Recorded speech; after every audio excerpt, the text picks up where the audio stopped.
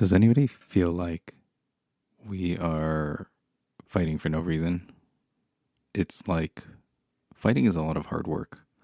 And this idea that there are sides and opposition, that narrative really creates the illusion of two opposing sides, where the two sides are kind of just assumed to be kind of monoliths, one side versus another. And what really happens, I find, is that it washes away the individuality of individuals, because even though there seems to be two larger or greater opposing sides, really there's nuance, because all of the people in there, like if you ever talk to even people that are on the same side of an argument, let's say, they have maybe slightly dissenting or slightly differing views of a very similar topic, of the same topic. So it comes down to this idea of when you're looking at things, whether it's objects, whether it's ideas, we all look at it from a very individual perspective. And even though many of those perspectives are similar and we can relate to those, there is difference in them. And understanding that individuality and that individual difference and those unique perspectives become very important, no matter how similar or how different they are. And really, if you begin to think about these things as a spectrum, the question of where one side ends and another side begins to be a little bit more of a challenge to distinguish. When there is a winner and a loser, there's a winning side and a losing side. Both of those perspectives are still maintained. The kind of thought, I guess, is when one side wins, then the other side, the losing side, automatically folds into the winning side. And that's not always the case. Those ideas and perspectives, they still live on in some form, some shape. And it's kind of naive to think that you can take over or control or change and make somebody else think exactly as you do. So what's the alternative? How do we reconcile the fact that there are different perspectives? Well, one way of looking at it is to think of it as, again, existence. Existence is something that I talked about in the last episode. And if you think about things existing as a whole, pause for a moment right now and consider all of the different thoughts and feelings that you might have, and even looking at the person closest to you right now and looking at them, realizing that that person is a universe, a endless, infinite well of experience that's wholly different from yours. So understanding that there's that infinity that is really just sitting right next to you at times, it boggles the mind to expand that out to all of the different people, all of the different thoughts and experiences that are in this world. And I think that as humans, we have this unique perspective in a way because we are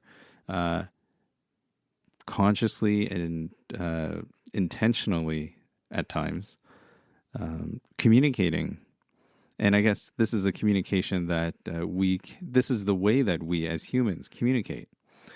And I suppose I say that we're unique, but how are we unique in that exploration, that connection with others? In some ways, what makes us unique is thinking that we are unique, that we are something other than the whole existence, something other than nature, something other than everything that we're connected to. And really, at the same time, if you look at the real connection of nature, what messes that up sometimes is us as humans thinking that we have some sort of control or dominion over the things that we see. It's not uncommon to think about this idea of ownership, of how we can look at something and say that it belongs to me. Like, how does anything really belong to me? Even these words that I'm speaking out now, they are manifesting into your consciousness as you're listening to them. And whatever my intention is, if you are aligned or if you are open to receiving the intention, then we may have some sort of resonance. And there can be that transmission of something that's as close to as possible to what I'm representing with my words. And at the same time, if there isn't that resonance, if there's something in what I've said so far that causes you to pause and kind of turn your head to the side and say, does that actually make sense? Then there may be a disconnection. And all of that is just exactly, absolutely fine, because that is the nature, that is the natural existence, that is the natural reality that we're living through. So rather than thinking about winners and losers and one side versus another, kind of these very big ideas, beginning to look outside of yourself and seeing nuance and seeing shades and seeing how we all just blend together in one large combination of experience in some ways. So instead of fighting against one another, can we explore? Can we co-create our experience? And sure, there are some things that objectively make you upset. There are things that make me upset, and those are my feelings and my experiences to kind of move through. At the same time, it doesn't make that any less existing, if that makes sense. That view, whether I believe it's right or I believe it's wrong, is my perception of things. And ultimately, it exists.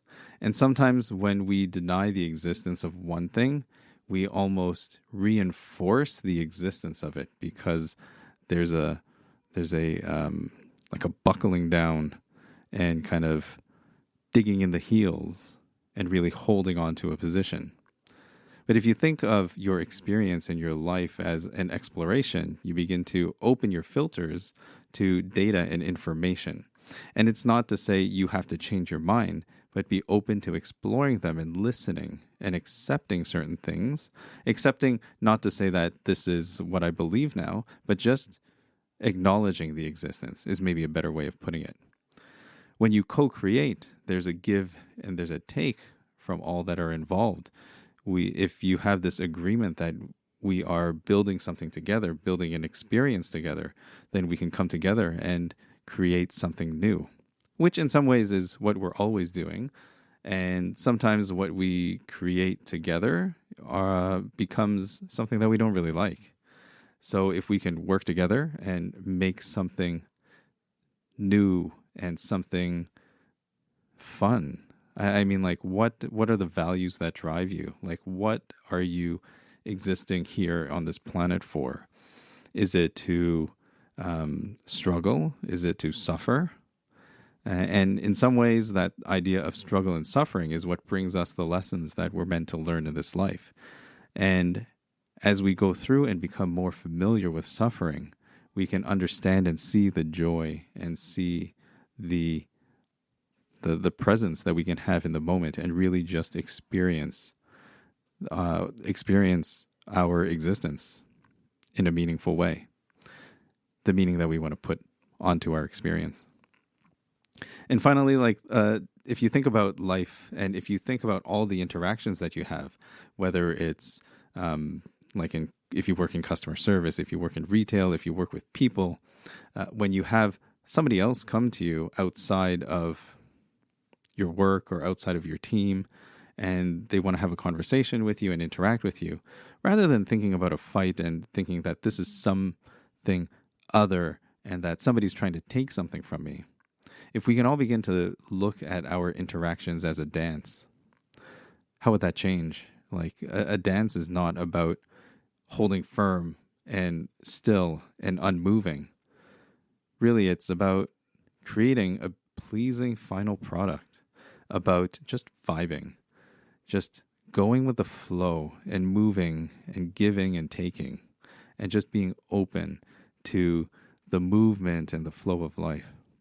So the next time that you find yourself locked in to a particular position or a state and you feel like you're really stuck, maybe move a little. See how you can move.